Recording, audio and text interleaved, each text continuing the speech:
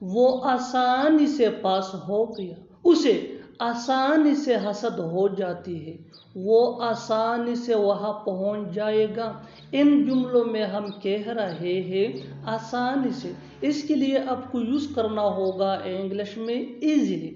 आइए complete structure देखते हैं। Sentence plus easily. सेंटेंस ये सिचुएशन या टेंस के हिसाब से चेंज होता रहेगा, इजीली ये वही के वही रहेगा, विच मीन आसानी से।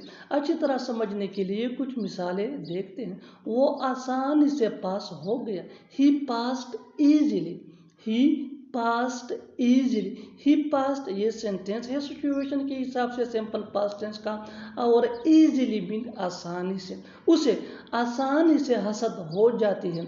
ही gets jealous easily, he gets jealous easily, वो आसानी से वहाँ पहुँच जाएगा।